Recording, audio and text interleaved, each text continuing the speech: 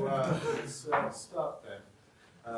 So very pleased to have Gess here, and he is going to talk on scaling the limit, no, on generations of stochastic flows or stochastic PDE with nonlinear noise, which we haven't seen any nonlinear noise yet. Okay, yeah. Happy to hear that. Yeah, thanks for the invitation. Glad to be here as always. Right, there will be some scaling limits, which will be the part where maybe this fits into the framework of the workshop. But just in terms of taking the existing results, and then we see that non-equilibrium statistical mechanics, some points, here it's classes of SPDEs, which are the ones that we would consider. Right, so I would start with giving the main model. So the SPDEs that we consider are these things. So we have diffusive operator in front of them, which can be degenerate diffusive. So yeah, there's equator-linear operators. You see that if M is big, then this is a degenerate operator. So when the density of the solution goes to 0, then the ellipticity coefficient, which would appear here, it goes to 0, so you have effects of degeneracy, which is then the case where this would be called the Porous medium operator. And yeah, maybe I already point out at this point that we look at them in the full range. So you see here, there's no restriction on M, so it also goes down to 0. So when you pass the level 1, M equal to 1 would be the linear case. And then for small values of 1, that would be the fast diffusion case, which is quite different from the quantitative behavior of solutions, because then the diffusion coefficient at 0 doesn't go to 0 anymore. So you have slow diffusion, but it goes to infinity. Fast diffusion. Okay, but for the matter of this talk and our results, it doesn't actually make a difference in writing it down. The proof it does. Right, and some of the point is the form of the noise that as it appears here, and I've written it down here for, well, okay, I didn't specify, but in the end, later it will be finitely many modes of noise, which is not that crucial, but we assume it for simplicity. Point being here that this guy, has a structure of conservation, right? So this is the divergence of some nonlinear function A, which would be the flux function in deterministic PDE theory, which is depending on space, which is important from the point of view of applications. And then, yeah, differently from the deterministic case, of course, it's multiplied in a Stochanovich way, formally at least in a Stochanovich way, against this random perturbation. Right, and so we have certain aspects to this equation which makes them hard to solve. So we already had this degeneracy of the diffusivity or coercivity, which leads to loss of regularity or limited regularity. So you cannot, in contrast to the linear case, expect that you have smooth solutions as long as this guy would be smooth. So you have to deal with that. And then there's also the effect that this is something like conservation law, so that can build up shocks and lead to irregularities. We have to somehow cope with that and cope with the fact that weak solutions are not weak. Right, so I wrote down what I mean by this guy. So this is not a vector anymore, because now it's also multiplied by the noise. So the interpretation of this notation is that you first multiply against the components of the noise. So you sum up these guys, and then you take the divergence. So A is only a transform. Right, and so what I would like to do is to somehow motivate the questions that we ask and the results that we pursue here by two different aspects. One coming from the general question of, well, you have an SPDE with a sort of nonlinear noise. Now here in this form, of course, doesn't have to be a Porous medium operator. It's already interesting for Laplacian there. And then you can ask the question if there's an associated stochastic flow to this equation. And I'll explain why this is not a trivial thing to answer in the stochastic case. And then, yeah, I give a series of models and applications of these kind of SPDEs, which will all be in a much more difficult setting. So these are the regularized versions of the applications that we want to see. Okay, so why are we interested in looking at something like stochastic flows for SPDEs? So this is driven by the analogous theory that we would have in just deterministic situations, for example. So you want to understand the evolution of the qualitative behavior of solutions to, say, flows induced by differential equations, then you would prove that, well, first thing, you would prove that given an ODE, you have a dynamical system. Right? And then you can go on and say something about the Lyapunov exponent, invariant manifolds, and so on, and thereby qualitatively understand the dynamics of this equation. And yeah, the aim would be to do something similar then on the level of SPDEs, and here then even on the level of SPDEs. So for example, a classical thing would be like Tilman TT and Konstantin and these people in the 80s and 90s to understand how attractors of these kind of SPDEs look like. And in order to do something like this, you first have to understand that actually the set of solutions to an SPDE generates a stochastic flow. Right? So if you are able to do that, then you can go back to Red's work on dynamical systems and co-cycles to give meaning at least to these Lyapunov exponents, also in this setting. Now, right, so now why isn't that sort of obvious just from uniqueness? So the problem, of course, here is the way we solve SDEs. So some of them is very obvious. So the point is that if you just do probabilistic theory for SDEs, then this is not a path-by-path resolution of these things, and meaning that in solving these SDEs, you have zero sets that you don't control nicely. So you take expectations and the construction of solutions and the proof of uniqueness, meaning that if you don't do anything more, then a solution to the SDE only solves the SDE almost surely, where the zero set can depend on initial time and initial impact. And you see, this is a problem because then the flow property that you would expect to be around doesn't follow anymore just from uniqueness. Because when you write it down, so, well, first of all, this is something you can think of as being a time inhomogeneity, right? So you don't expect a time homogeneous flow property, but just the inhomogeneous one, which is written down here. And now you would like to argue in the way you would do it in the stochastic and the deterministic setting, that you would say that the right-hand side is again a solution to the SDE, and thereby your uniqueness, you have this equality. But yeah, just from this way of proving uniqueness, you don't get this, because now on the right-hand side you have something which solves the equation on a zero set, which depends on the initial condition, but the initial condition itself is random, so you don't know if the right-hand side does a job. Okay, so of course you can work there a bit with Yamada Watanabe, but then in the end you could only get that this flow property is true almost surely given any x and h. So then still this is only satisfied outside of the zero set, which depends on the initial data. And that doesn't allow you to apply theory from random dynamical systems. There you really need the, they call it the perfect properties, in the sense that you need this flow property for all realizations, independent of initial data. Yeah, so this is why one has to do some work there and to understand how this works. Now in finite dimensions, this is a relatively classical problem. It has been solved. So just historically, going back to work by Kunita and co-authors in the 80s, basically, they managed to circumvent or solve this problem by showing that, well, if you have good enough bounds on the solution to your SDEs, then you can just, by Kolmogorov continuity theorem, extract a continuous modification of the solution.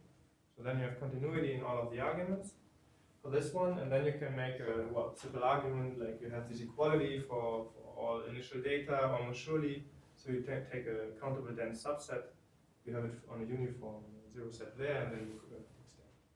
But so as soon as you have this continuity, the flow property will be followed. And another way to formulate this, but this is again just based on basically applying Kolmogorov continuity theorem at some point. Kunita writes this down by looking at the SPE not as an SPE on H on the state space, by lifting it to homeomorphisms, and then solving there the equations directly simultaneously for initial conditions, so that you don't have dependence of zero set on initial conditions anymore. But this you can only do because you have the continuity theory sitting behind. Right, and then now we want to do the same thing maybe for SPDEs. Then the problem is that this is just not doesn't work anymore because the Kolmogorov continuity theorem is not applicable there. So you can apply it only for finitely many free variables, or for or you know that somehow the components go to zero quickly enough. If you have Hilbert-Schmidt operators, then there's still a version, an extension of Kolmogorov continuity theorem. Right, and so somehow this viewpoint you wouldn't expect, because if you look at SPDEs, you have improving property for parabolic operators, so you don't actually expect that the flow is a homeomorphism on your favorite spaces on a say, but just it's not subjective. So yeah, that doesn't seem to work, and therefore, yeah, it's not that easy to answer how to do this for SPDEs. Of course, now in this audience, I don't have to say much about this. You know this commuting diagram. If you employ the rough path approach to SPDEs, then of course this is solved, because you just do select the universal zero set here, and then once you have selected that, there are no further zero sets appearing, so the flow properties you can get. So that works, and this is one reason why one line of improvements that people try now is to apply rough path theory in this generic SPDE setting, and then I get a stochastic flow immediately.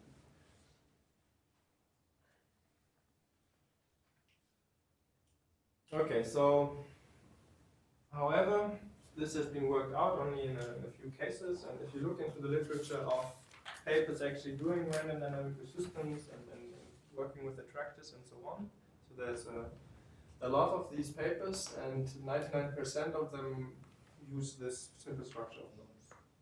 So if you're in cases where the noise actually appears in an additive or linear multiplicative way, or this transport way down here, then depending or given sufficient conditions on the perturbations that you consider, you can transform the SPDE into a random PDE, and then it's fine.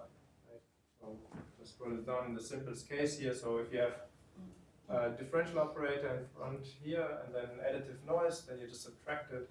You end up with this equation, which is a deterministic equation with a random coefficient. So the point being that there's no stochastic integral here anymore.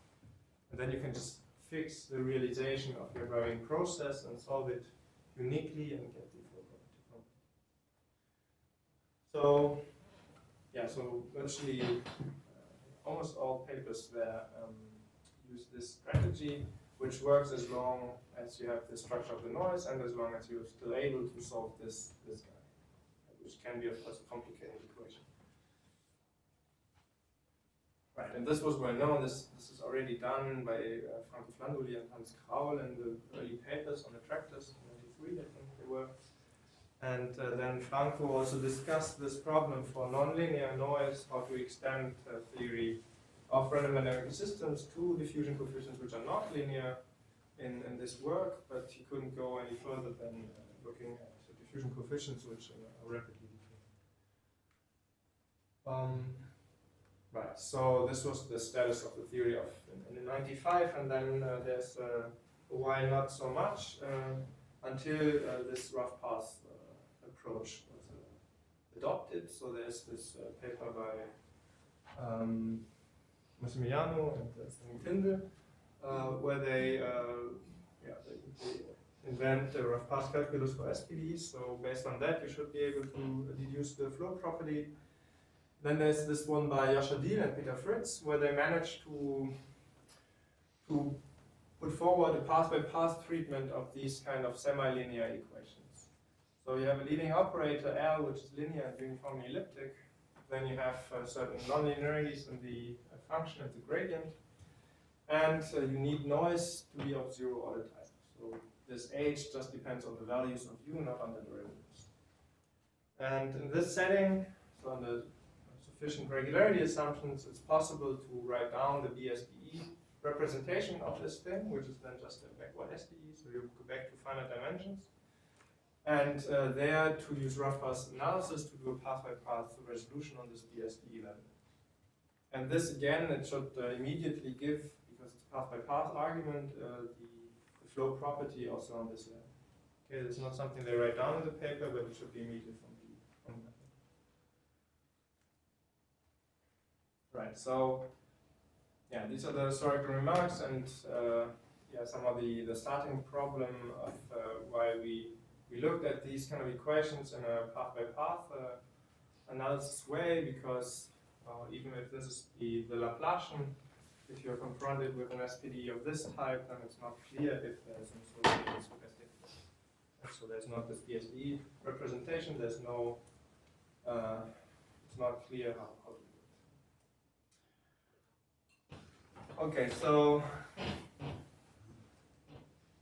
yeah, this is the motivation coming from the question of having stochastic flows to these kind of SPDEs. Then there are a bunch of motivations coming from the applications. So you might wonder, well, why should we actually care about SPDEs where you have the divergence of some nonlinear function in the noise? So I just now list a few applications.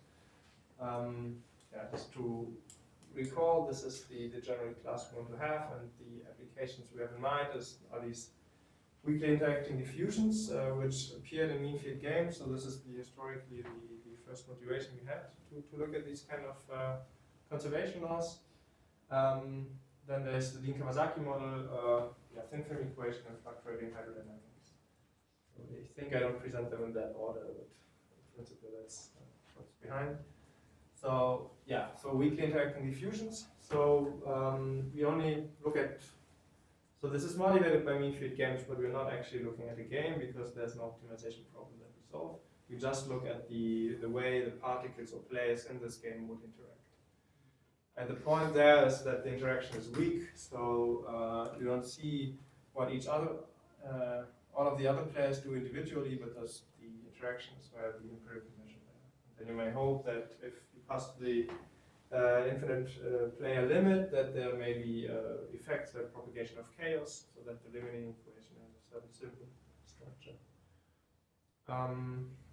Right, so yeah, we have a number of players xi, I ranging from 0 to L, and it should be imagined to be large. They interact via the diffusion. This is not necessary. You could also have interaction via the drift only. And the particularity which distinguishes these applications from now more classical things like making Vlasov equations is that all of these players are commonly subject to a noise here. So this d beta t, the point is that this does not depend on the player xi, but all of them see the same realization. Okay, this is the difference to this guy. And in economics, the motivation to do something like this is that you have a system of players, and they all observe the same index or bond that fluctuates around, and they can act on observing that guy. And this commonly observed index then would be modeled by this stochastic process. Right, and this was already written down by Laslier and Lyons long ago, so formally at least when you pass to the limit, take L to infinity, then it depends a bit on how you rescale your system. So if you just take L to infinity, you would go to a non-local equation. If you rescale in space appropriately, you would expect, formally at least, to end up with these kind of SPDE systems. So the interaction in the diffusion variable gives you this nonlinear diffusion coefficient, and the conditioning on the commonly observed noise gives you a type of conservation law. So this would be something you would observe in the deterministic setting also. That would be the Vlasov equation, right? But now the noise, this is a beta as well. This preserves the limiting, survives the limiting process because it's not independently but fixed. We look at the condition empirical law here.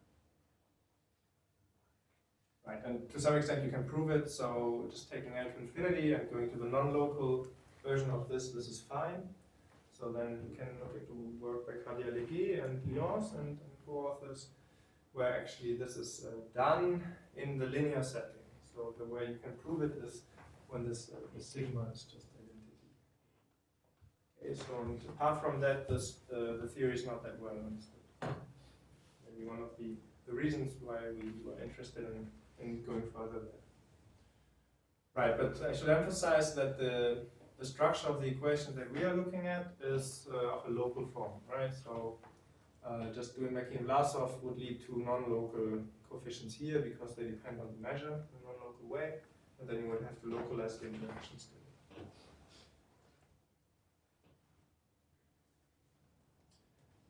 Okay, so yeah, so this is what you would do. Eventually, one would like to see not only the interacting particles, but the optimization problem. So you would have a payoff function and try to optimize it, which would mean that in addition to the sort of nonlinear stochastic Fokker-Planck equation that you see here, you would have a Hammond-Jacobi equation, like what's the time that you would have to, which would be coupled to this Fokker-Planck equation, and that would be your mean field gain system. But yeah, you see that already on this level, it's not clear how to do the mathematics, so this is somewhat the first step.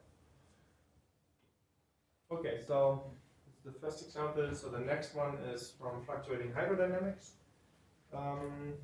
Yeah, so I cite here Diaz, Mathematik, and Zimmer. This is of course not the first paper doing this mean behavior. This is you can find already in Kipnis and Landi in the book. So you look at the zero range process and try to understand how the macroscopic behavior looks like. So you try to prove large numbers basically, which would be the first order behavior of this zero range process really in the hydrodynamic limit. So yeah, I don't have so much time to explain now what a zero range process is, but the philosophy is that you go from a particle system to the hydrodynamic limit and try to see what you get in the limiting equation, and then it turns out that depending on the jump rate of the zero range process, you get a non-linear diffusive equation. So this can also be done in a way to generate really the porous medium equation. So this is something they write down already in the book. So this is some of the first order thing you would want to see, and then on this level, because you have a large numbers behind, you see a deterministic PDE. And then you can go further, then you can say, okay, now I know what my mean behavior is, so now I look at fluctuations. So you start your system in equilibrium, say, so constant density, and look at how this particle system fluctuates around this solution, which is then trivial. This is also solved. This goes back to Presutti and co-authors. And there you see that then the dynamics are just Gaussian. I mean, the fluctuations are Gaussian. And then you can do the same thing also in the non-equilibrium setting. So you start with an initial condition which is not close to constant. So you do have mean behavior of this type. So you follow this with the mean behavior, and you study how you fluctuate around this stuff. And then still the fluctuation behavior, so this first order, correction term there, it would behave like a Gaussian. But in this, yeah, in a particular structure, so the equation that would be solved by the first order fluctuations already looks somewhat similar to this guy, just that the diffusion coefficients are fixed along the solution to the deterministic PDE. Right, so the first order fluctuations see just U here, so then this is just a sort of additive noise because of the deterministic coefficient in front.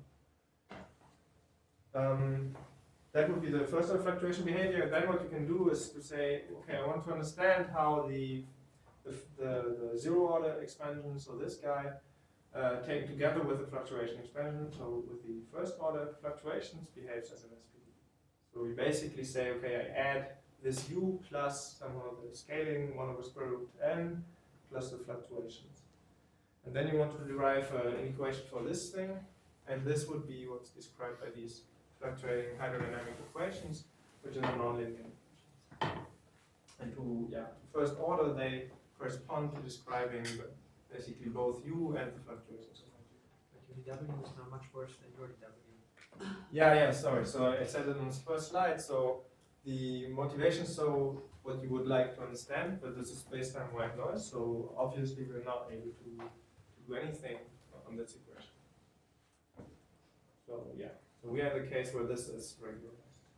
Also, there's another difference. So depending on where you look, it's not quite clear if this is an E2 or a Stratonovich integral. So in this paper, they write it as an E2 integral. If you look into a work by Oettinger, into zone 6, it's a Stratonovich integral. And it's not so easy to clarify what it should be, because you see you compute this equation by comparing to the first order fluctuations, but there this guy is actually behaving along the deterministic part. So this is the deterministic object and these fluctuations, so the two Stratonovichs are the same. So just by looking at the work by Presutti and co-authors, it's not clear what kind of integral this is.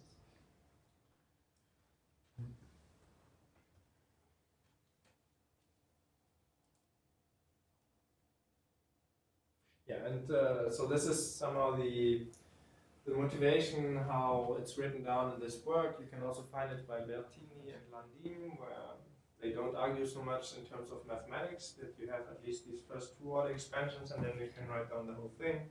But they just say, okay, this is some of the generic setup of how to understand non-equilibrium fluctuating systems. And then you can look at that. Okay, so that's that. Then there's the Dean-Kawasaki model, which is used to describe the evolution of passive scalars in a turbulent fluid, which is of course classical and would only lead to this turbulent transport here, so just like to this guy. But in this work, for example, by Donnerfly and van den Eyden, they argue that in order to understand the rate of mixing of these passive scalars in a turbulent fluid, you should actually also model the thermal fluctuations that these particles have. And once you write down the thermal fluctuations, which are just Brownian independent noises, right? Then the empirical measure of these particles sitting in a fluid, it satisfies this kind of equation, which is not so super surprising. So if you can just think of having, say, n particles moving like Brownian motions, then you write down the empirical measure for this thing, and compute what the empirical measure should satisfy as an equation, and then you can see that this is the one having the same distribution. Yeah, and this is known in literature as the Dean-Kawasaki model, but it's already clear that also here, okay, so first again, this space-time with noise, so this is not something we do, and also it's clear that it's something you can't do, right? So you have to renormalize this kind of equation, which, for example, you can see the negative result, which tells you that if you have a solution C to this equation, say without the transport part, which is a probability measure, then it already is just a composition of, say, a finite number of particles fluctuating around. So there's no way to pass to a continuum limit and have a density of C with respect to the back measure. This would just be non-existent. So yeah, some kind of renormalization is necessary, and you may be aware of these works by Max von Venesse and Theo Sturm and so on, who prove at least existence to these kind of equations, but they always have to add a first order correction term, the nonlinear one. Okay, so it's Dean-Kawasaki. Then we have the thin film equations. Yeah, so as the name says, so it describes the evolution of the thin film of fluid, which you can do. So that's a classical equation. So you take, say, 2D, it's actually 1D here, Navier-Stokes, and you say that the height, so this is the height of the thin film of a fluid, that this is small, and then you apply the so-called lubrification approximation in order to derive the thin film equation, which is then just this fourth order guy. So you see that there's a gradient here, and a Laplace here, so it's a fourth order equation. Point being here that if you do that and you come up with a thin film equation, then one thing you want to understand with this equation is how these droplets form. So at some point your thin film will tear up and develop these kind of droplets. So three realizations here. And then the estimates you get from the just thin film equation, the deterministic one, do not correspond with the estimates you get of the experimental data that is available. So the statistics of how many droplets form, how quickly, is predicted in a wrong way by just the deterministic guy here. And this was the origin by, the reason that Grünmecke and Rauscher and Davidovich, Moro and Stone argued that you should actually include perturbations. So there's a derivation starting with Navier-Stokes with fluctuations, then redoing the stupefaction approximation. And by doing so, you see that you come up with this kind of a correction term, which takes care again of thermal fluctuations, again this being space-time noise. And okay, then you can do numerics on that, more or less. At least you can do some programming in some codes and derive predictions from the theory in terms of how these droplets form. And you can see that the correspondence to the experimental data is really better in this fluctuating regime. And the argument is that because this is a very thin film, small fluctuations in the temperature and thus small fluctuations in the height, they can already lead to this instability to tear up and form droplets. So it has a quantitative effect to include these perturbations. Right, last one, I think, is geometric PDEs, so the mean curvature flow. So you know the mean curvature flow. In the graph case, I've written it down here. Point being that instead of just having the deterministic mean curvature flow, like ice melting in water, you include also thermal fluctuations again. So again, this would be a space-time wide noise, and then in the level set formulation, the mean curvature flow in the stochastic setting should look like this. Right, and there's some approach to a solution theory by Leon and Tsouganidos, by viscosity solutions, again in a very much regularized regime. Right, so this is the first example which maybe doesn't look immediately like the one that we actually consider, because we always had a divergence type noise and now we don't. The point is that in the 1D setting, so in this picture, you can take the derivative of the equation, and if you take the derivative of this equation, you end up basically with this guy, which then is again a divergence form. But it's worth to notice that there's one simplification that people make, which is not really intrinsically justified. Namely, if you do this, so you write your Brownian motion here as a sum of GKs and beta Ks, this is the white noise part. Then actually, because it is a level set formulation and this is the graph formulation, these GKs also depend on V. So the antiderivative of U.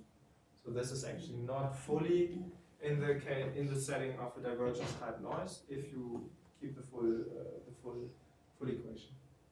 And this is in line somehow with these papers by Renesse and Hoffmann-Haber-Rüger-Renesse, where they construct solutions to the Kirchhoff-Scheidling flow and also in higher dimensions, but they always have to make this simplification that the noise actually only somehow acts in one direction on the surface, which is, for mathematical simplicity, there's no, at least as I know, no physical reasoning to why to simplify this way. Okay, so yeah, I guess the gist of these examples should just be that we have several applications in mind. We'll certainly not be able to treat them rigorously in the next few years because of the irregularity of the noise. Yeah, we can do some things now when the noise is actually more regular. So, yeah, so now I can state the main results that we get for these kind of SPDEs. And to do so, I will have to say what our assumptions are. So now, from now on, I'm replacing the Brownian motion by a rough pass here because we do everything only in this analytic framework. And the assumptions are that we start with a geometric rough pass. So here, for some alpha in between 0 and 1, we assume that the coefficients are regular enough to do what we want to do, which is somewhat restrictive. So the flux has to be basically C5 in order for this to work for Brownian motion, which is something that you might expect because in rough pass theory you tend to need always a lot of regularity on the coefficients. So for the higher order expansions and the Taylor approximations. And it's since we just apply rough pass theory here, we end up with the same restrictive assumptions. So we have done the same thing to come up with a solution theory in case of Brownian motion here with probabilistic methods, and then you can relax these regularity assumptions here. But then, of course, it's not a path-by-path method anymore. Right, and then there's a technical condition, there's no source condition, and in fact, then now one can get rid of it without any further work. We just have it because we didn't know. So what was this G that is in the first driving noise line? So this comes from rough path theory, right? So these are the closure of the iterated integrals. Okay. Yeah, so if you're not familiar with rough path theory, you should think of Z just being Brownian motion, say. And then this works, for alpha being something less than a half. Maybe it's familiar, but not in this formulation. Yeah. This is a formulation where you look at the rough path as a path, but on a non-commutative group. So G is an important group. Right, it's what they were talking about yesterday. Yeah. Yes. Yeah. Right. So you can put all the rough path or all the iterated integral into one structure, Right. and they have algebraic relation, and this is a group. That was the work of Fritz. Yeah. Right, yeah. So you do that, or you just. Right, so yeah, these are the only assumptions that we have, and again, I emphasize that there's no restriction here, which is a bit of a technical point, but interesting that it's possible, because if you go back to the existing theory, like works by Arnaud Debuche in collaboration with Hoffmanova and also Hoffmanova and myself, then we always had restrictions on the power of nonlinearities that we could consider. So technical reasons, which maybe I lose a word on. Okay, so now what can we do? The point is that we look at entropy solutions. So I made this point before, so because this is a type of conservation law, you can't expect that root solutions are unique, so you have to restrict the class of solutions, and somehow the philosophy here to how to look at these nonlinear noise SPDEs is to interpret them as stochastic conservation laws with a parabolic path. And this explains why we have to look at something like entropy solutions, and then if we do that, we can show uniqueness. So we have these L1 contraction properties, which are, first of all, prove uniqueness. Also dynamically, they are somewhat relevant because they give you something like an E property.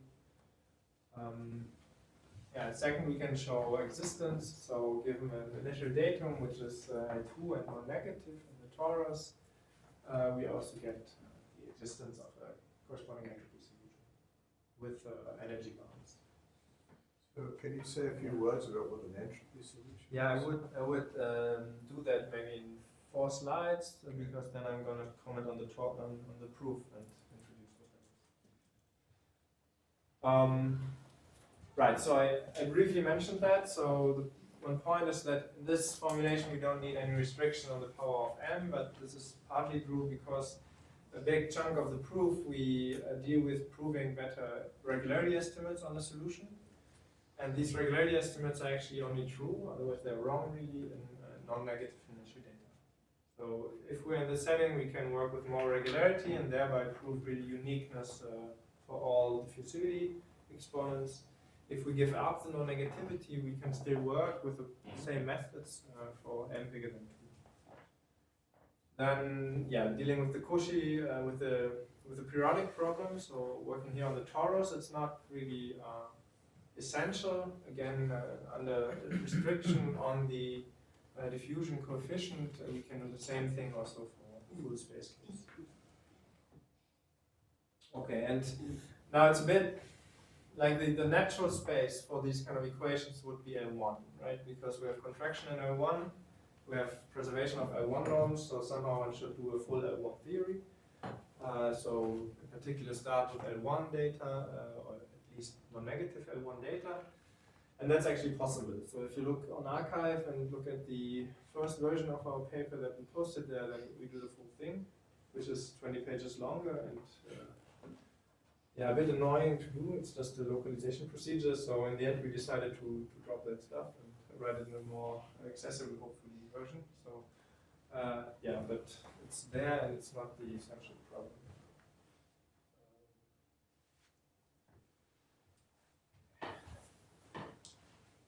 Right, so in particular, because it's a rough pass approach, this solves this question of having stochastic flows and random dynamical systems. Right now, this is immediate, just by the same philosophy as before, because well, we just do this part. This is completely analytic, so there are no zero sets appearing. So in particular, well, you can plug in the Brownian motion, the fractional Brownian motion, and see that indeed you get a dynamical system then on LT. Okay, so having this at our hands, you can now start also to investigate properties like Lyapunov exponents and stability properties and so on. Okay, so yeah, a few words on the proof, maybe. So the starting point of everything is this notion of kinetic solutions, which I call also entropy solutions, so same for me. And yeah, I would like to explain at least why this passing to kinetic formulations is something reasonable or why it helps here. And I want to do that just by looking first only at the deterministic situation. So there you can see somehow maybe easier how the structure of kinetic solutions helps. So yeah, we just look at the Proust medium equation for now. And in this setting, the kinetic formulation was introduced by Benoit Tartam and Chen in 2003. And so the idea is related to what you do when you look at linear equations and then at renormalized solutions. As that was introduced by Lyons and Perna in the early 90s. The philosophy with renormalized solutions for PDEs in that sense would be that a renormalized solution, you don't require only that the solution U satisfies the equation, but you require also that nonlinear functions apply to the solution satisfy some kind of equation. So in the linear setting, we put the same equation. And then this is in principle, more restrictive class of solutions, and then you can hope that this you are able to prove uniqueness in this class by easier methods. Yeah, very related actually the idea of entropy solution as it was introduced by Kruskov for conservation laws. So there again you say, okay, I look at my conservation law, but I know that weak solutions are not unique. So it's not enough to only require that you have weak solutions in this sense, but you also have to suppose something more. And these are then the entropy inequalities that again say, okay, instead of looking just at U, you look at convex functions applied to U, and then you compute what kind of inequalities these convex functions should satisfy formally. Right, and then if you suppose them in addition, then this gives you a notion of entropy solutions where you can prove uniqueness. And yeah, a way to look at this kinetic formulation is just as doing the same way, but writing it a bit differently. So we introduce here a new variable v, so the velocity variable it's called, and then we look at a class of nonlinear functions of this specific type. So one way to think about the velocity v is just as a parameterization of a class of nonlinear functions, and these nonlinear functions are just these kind of indicator functions.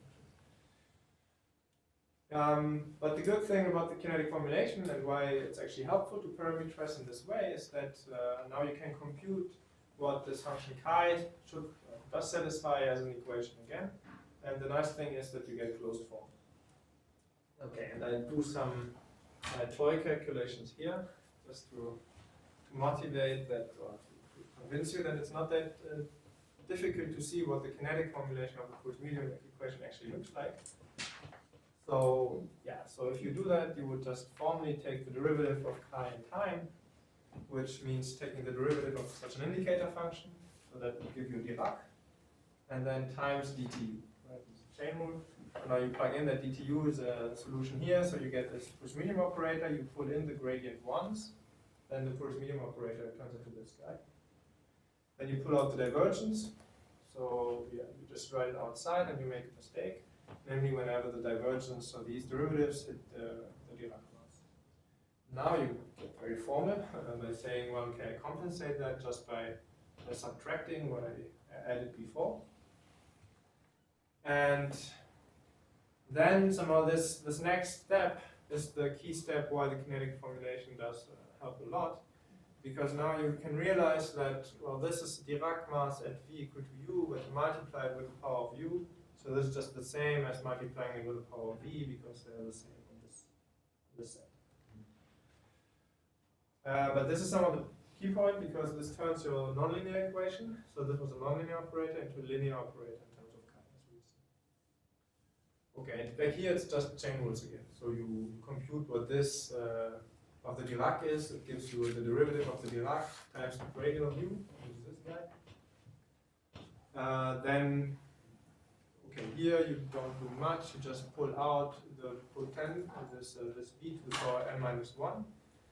And you're left with the divergence of this guy, but here you can pull out the gradient to see that this is actually gradient of chi again. So you end up with this diffusion operator. Okay, and so now the point here is that the Dirac mass you can think of as being an antisymmetric function. Right? The Dirac is the limit of the Dirac approximation. They're antisymmetric, so taking the derivative in u is the same as minus the derivative in v, which is what happens from here to here. And then you just combine these terms. Right, so, and then the last time there's nothing happening. I just give a name to this expression. Right, so if you're familiar with entropy solutions, then actually when you derive entropy formulations to PDEs, this is a very similar computation. Just the difference being that because of the specific form, you have this Dirac mass. And yeah, so this gives you a non-negative measure, which captures precisely the diffusion, the diffusive loss of entropy in this equation. Right, so one can write that down. This is of course very formal because I take derivatives of Dirac masses, but you can modify things and then actually justify it on an approximative level, pass to the limit and see that this is a valid description of entropy solutions. So there's also a concept of entropy solutions for this for the Prof medium equation, and they're equivalent to kinetic solutions in the sense that these kind of equations are satisfied. So why does it help at all so far? We just have written down a new way of maybe capturing the concept of entropy solutions. And I said they're equivalent, so yeah, big gain. It's just another way of writing the same thing. But the point here is that the kinetic formulation, as we see it here, this is now a linear equation in this kinetic function chi. Right? So it's an amplitude sitting around here in the velocity, but in terms of chi, it's linear. And this means that we can use methods from harmonic analysis to study the regularity, for example. So now you can go ahead and say, well, in this equation, I can look at the Pedal-Linwood decomposition of chi, and then at a microlocal decomposition in Fourier space, where the microlocality comes in because you have to respect in the microlocal decomposition the scaling of the velocity. What's a microlocal decomposition? So that's so in Pedal-Linwood you just decompose along spheres. Right? So it only depends on the size of the Fourier mode, but in the microlocal decomposition you decompose also depending on the velocity component. Okay. Yeah, in doing so, it's actually possible to derive optimal regularity estimates for these kind of deterministic equations in solid spaces. So, using the kinetic formulation, we were able to prove these optimal regularity estimates. So you see already in the deterministic case, it's helpful, and the main gain is this linear structure of the kinetic formulation. Right. So now, why is it important also in this SPDE case? The basic reason is the same. So let's go back to the stochastic case, write down the kinetic formulation. You can do again somehow this formal calculation, which was not very difficult now, because you have the additional first order term. It's more lengthy. It takes maybe a page to do, but in the end you end up with this equation. So this should be the kinetic formulation of this parabolic hyperbolic equation up there. And the benefit again is that if you look at it and digest the length of the equation, you realize that as an equation chi, it's linear. So the nonlinear noise up here, it turns into a sort of transport noise on this. And yeah, and transport noise is something we can deal with. So we could even try to transform this away because it's a linear transport noise, which is not something one should do, but others do this locally. So we follow this idea of random test functions, which was introduced by Nuance and Tsuganidis in this viscosity framework, now on this setting. And meaning that we test by test functions which are now not constant, but which are solutions to the linear part. And then by a duality argument, if you test with test functions that solve this linear part in reverse direction, then the linear parts will cancel, and you can come up with a relatively simple form of writing down solutions that does not rely on this notion of a rough path. Right, so we don't have to define, which is also interesting, and one could study to define really that how this is defined as a rough path integral, but by using this local transformation, we avoid that and we go to a stable notion of a solution without having to define rough integrals here. Right, so I wrote that down here. So again, this is the kinetic formulation. I said this in words. So we want to test against test functions that are locally transported along the characteristics. So yeah, this is just repeating the linear operator up here. And then by duality, basically if you test chi against these locally transported test functions, the linear parts cancel. And you're just left with the diffusive part, so the porous medium part, and the kinetic. The point is, of course, that this formulation doesn't depend on dz anymore, which we would have to work to define, but this makes immediately sense. Okay, so again, it's still cheated because we have to give meaning to the test functions now. So there's still a rough path integral appearing there. So we have to clarify how to do that, but on that level it's easy because this is just a linear transport equation, so you can solve it by looking at the characteristics. Solution is just the transport of the initial condition via the inverse characteristics. So yeah, once we've written down what these guys should be, then really we have written down a formulation of the conservation transport part, which makes sense. So the last part here. So yeah, we have this linear part and the system of characteristics, which looks complicated because we have a diffusive transport equation which depends on velocity and spatial variables. So it's a fully coupled system, but it's not a big problem. This is still finite dimensional, so this is really just standard rough path theory to give meaning to this. So then we know how our test functions look like, and at least we can write down what a solution to the equation should be. Okay, and now of course I'm not giving any details about the technicalities because then it becomes quite heavy to prove uniqueness based on this.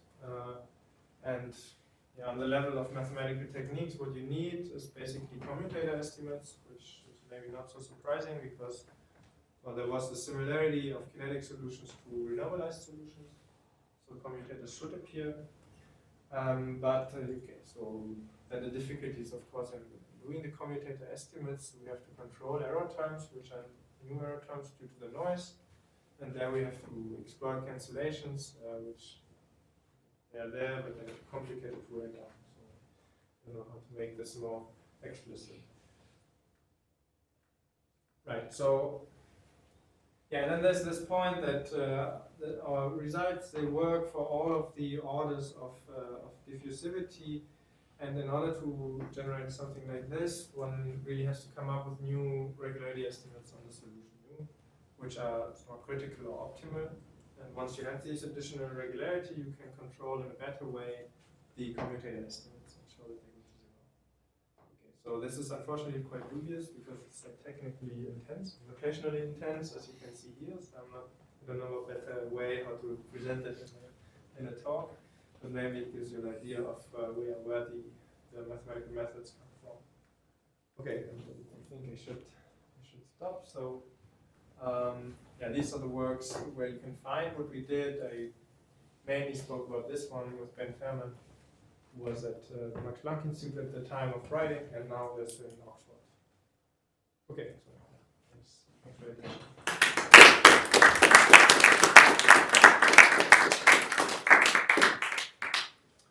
Any questions?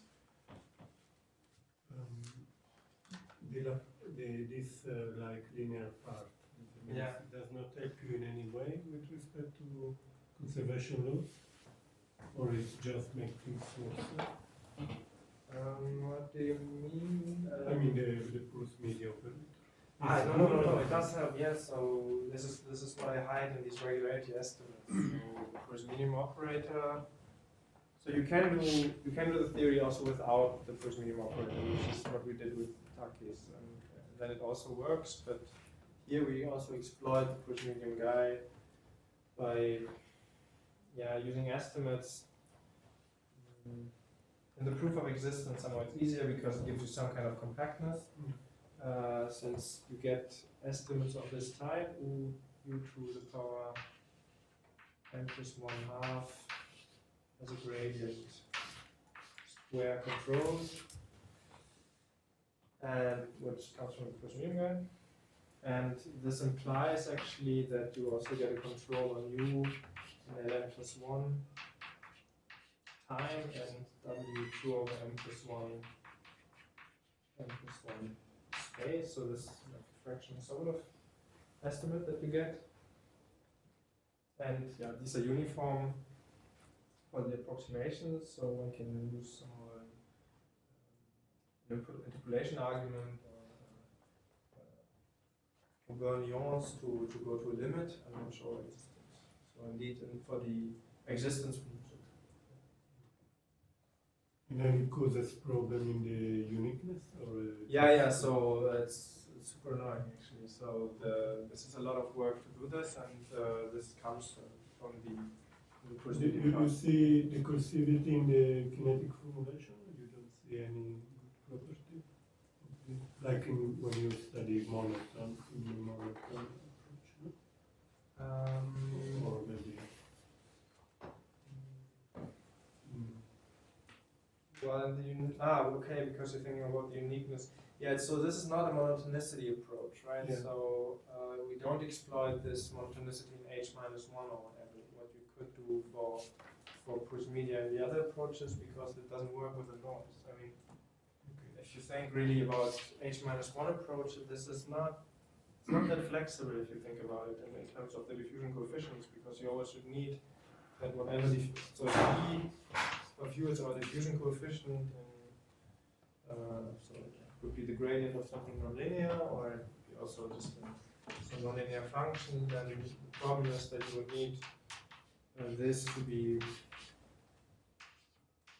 contracting Lipschitz in h minus 1, basically. You can compensate a little bit sometimes, but in the end you would have to check something like this, but this is with respect to h minus 1.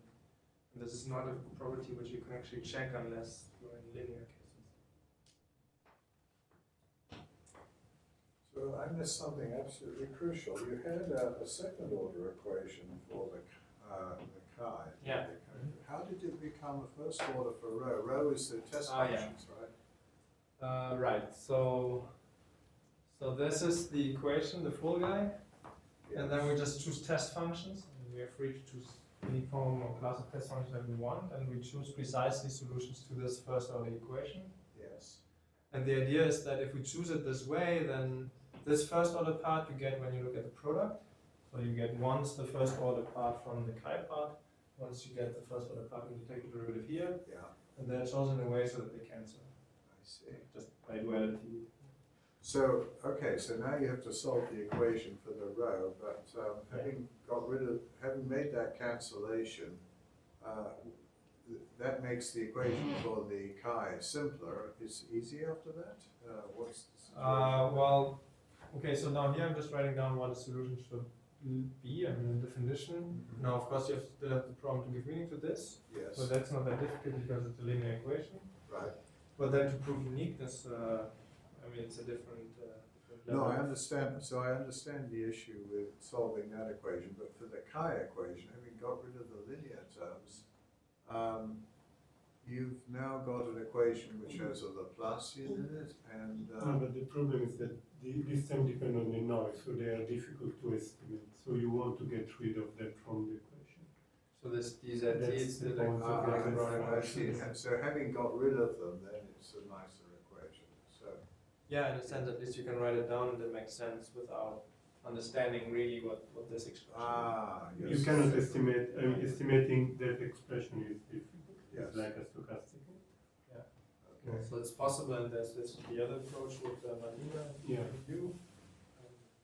You have a different approach where you work to estimate it. Yeah, but then you have an intrinsic meaning of the object. So we avoid this by doing this transformation. Thank you.